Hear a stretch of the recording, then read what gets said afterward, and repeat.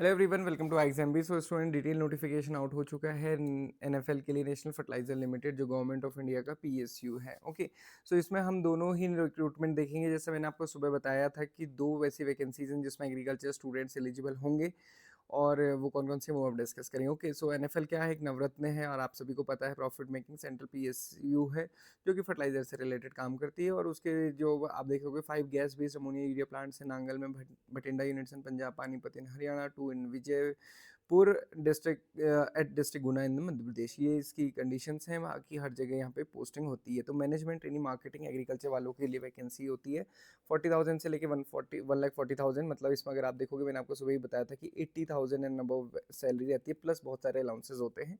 Total vacancies 13 है यहाँ पे, 6 जनरल में है और बाकी बाइफर्केशन इस टाइप से यहाँ पे दिया हुआ है। Management training, finance and accounts, material, IT और इलेक्ट्रिकल एंड केमिकल, इसमें एग्रीकल्चर स्टूडेंट्स एलिजिबल नहीं है, वो पर्टिकुलर इनके लिए है। पे एंड पर्क्स मैंने आपको सुबह ही बता दिया था। तो पे एंड पर्क्स में अगर आप देखोगे 50% डीए लगता है, तो जो 40,000 है इसमें 54% आप डीए कैलकुलेट कर सकते हो, 35% बाकी अलाउंसेज होते हैं, 10, 20, 30% का एचआरए होता है, प्लस बहुत सारे अलाउंसेज जो यहाँ पे इन्होंने दिए हुए हैं।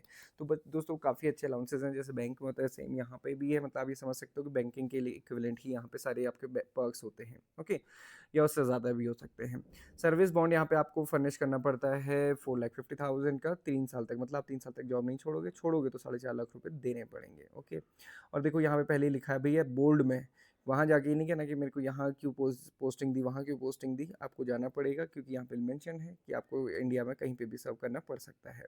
अब एलिजिबिलिटी क्या है इसमें, 18 से लेके 27 ईयर्स तक के स्टूडेंट्स ही इसमें एलिजिबल हैं। मिनिमम 60% मार्क्स होने चाहिए और 2 साल का फुल टाइम एमबीए हो या फिर पीजीडीबीएम हो या फिर पीजीडीएम हो in marketing, marketing, agri business management, agriculture business management, national business, agriculture and food business, food and agri business, rural management, foreign trade, international marketing from universities recognised by the UGC. Okay, या फिर देखो इसके साथ साथ फिर 60% आपका MSc in agriculture with specialisation any of the discipline of MSc with specialisation any discipline of agriculture. पहले last year तो उन्होंने डिसिप्लिन मेंशन किया था, इस बार उनका कुछ भी हो, बस ये रिकॉग्नाइज्ड होना चाहिए यूजीसी या एआईसीटी या फिर आईसीएआर से, तो आप इसमें एलिजिबल है। मतलब आपका पोस्ट ग्रेजुएशन है, एमबीए है या एमएससी है, तो आप इसमें एलिजिबल हैं। ओके, कट ऑफ डेट क्या है, 30 अप्रैल। मतलब इस डेट तक आपके पास सारा कुछ होना चाहिए। ओके, और ये कि देखो यहाँ पे लिखा है कि कुछ भी कारण, कोई भी रीज़न आप बताओगे नहीं मानेंगे, यहाँ तक आपके पास experience, age, minimum education qualification सब कुछ होना चाहिए। ठीक है, यहाँ पे एजुकेशन क्वालिफिकेशन भी लिखी है कि अगर आपके पास हायर एजुकेशन क्वालिफिकेशन है तो भी चलेगा, बट आपके पास मिनिमम होनी चाहिए। ठीक है, और खाली एजुकेशन क्वालिफिकेशन है उसका मतलब ये नहीं है कि आपको सेलेक्ट कर लिया जाएगा, टेस्ट आपको देना ही होगा। ओके, यहाँ पे ये फीस मेंशन की है 700 रुपीज़ है। और ये बाकी गाइडलाइंस हैं, ये आप देख सकते हैं। सिलेक्शन प्रोसीजर में आ जाते हैं, ऑफलाइन है, ओएमआर बेस्ड है, ऑनलाइन पेपर नहीं है। यहाँ पे आप देखेंगे ऑफलाइन ओएमआर बेस्ड एग्जामिनेशन होगा, फिर इंटरव्यू होगा, फिर सिलेक्शन होगा। और जो ऑफलाइन ओएमआर बेस्ड एग्जामिनेशन है उसमें अगर आप देखोगे तो यहाँ पे 150 क्वेश्चन होते हैं, 2 पार्ट होता है, 150 क्वेश्चन होते हैं, हिंदी इंग्लिश किसी में भी आप दे सकते हो। 2 घंटे का टाइम मिलता है। 100 क्वेश्चन आपके कोर्स करिकुलम, मतलब जो भी एग्रीकल्चर से रिलेटेड पूछा जाएगा, और 50 क्वेश्चन आप देखोगे तो general English, quants, general knowledge, awareness, इन सब से रिलेटेड है। तो कोई निगेटिव मार्किंग यहाँ पे नहीं है। और जब आपका इसका सिलेक्शन हो जाएगा उसके बाद आपको 1:5 के रेशियो में पर्सनल इंटरव्यू के लिए बुलाया जाएगा। ओके, 5 स्टूडेंट्स को एक पोस्ट के लिए बुलाया जाएगा। और उसके बाद जो फाइनल सिलेक्शन है वो 80% बेस्ड आपका ऑफलाइन ओएमआर बेस्ड रहेगा और 20% इंटरव्यू बेस्ड रहेगा। तो लगभग लगभग हम कह सकते हैं जैसा एएफओ का सिलेक्शन पैटर्न है वैसा ही यहाँ पे भी है। तो दोस्तों बहुत अच्छी ये अपॉर्चुनिटी है, और ये बहुत अच्छी इसलिए है दोस्तों, वो स्टूडेंट्स जो सिर्फ बीएससी एग्रीकल्चर करने के बाद बहुत टाइम अपना सिर्फ कोचिंग में बिताते हैं, उनके लिए थोड़ा मुश्किल यहाँ पे होती है, क्योंकि यहाँ पे एमएससी बेस्ड ही जॉब है।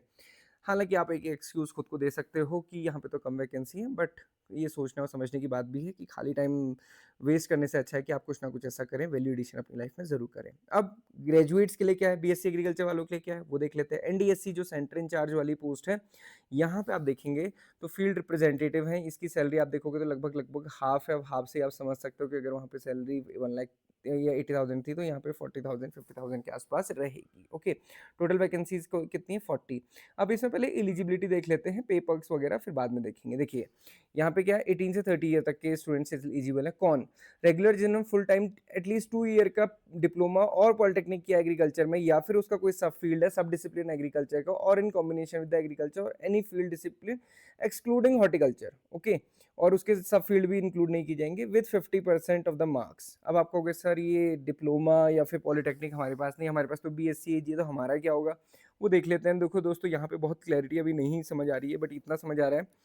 ऑप्शन नंबर बी आप यहाँ पे देखिए, candidates possessing high technical professional qualification the relevant field discipline will also be considered eligible for the above post provided they mandatorily possess minimum education qualification as mentioned. Okay, तो higher education तो definitely वो है ही, और क्योंकि इन्होंने यहाँ पे लिखा भी है कि वो डिप्लोमा या फिर पॉलिटेक्निक होना चाहिए। अब ये है डिग्री, तो डिग्री है, डिग्री से पहले डिप्लोमा कौन ही करेगा, है ना? तो मेरे हिसाब से तो BSc एग्रीकल्चर यहाँ पे एलिजिबल होना चाहिए, बट हम डेफिनेटली इसको चेक करेंगे और आप तक बताएंगे कि यहाँ पे क्या सही होगा। ओके, तो ये थोड़ी सी डिलेमा रही कि सुबह मैंने आपसे बताया था कि फील्ड रिप्रेजेंटेटिव जब आप नोटिफिकेशन आएगा तभी पता चल पाएगा, बट ग्रेजुएट्स यहाँ पे एलिजिबल हो सकते हैं, ये मैंने सुबह भी कहा था। तो यहाँ पे इस टाइप की इन्होंने एजुकेशन क्वालिफिकेशन बनाई है। ओके, सो दोस्तों मैं आपको ज़रूर बताऊँगा, इसमें कोई इंटरव्यू नहीं है, इसमें सिर्फ एक एग्जामिनेशन है, वही online examination, offline sorry offline OMR based examination है, ऑनलाइन नहीं है।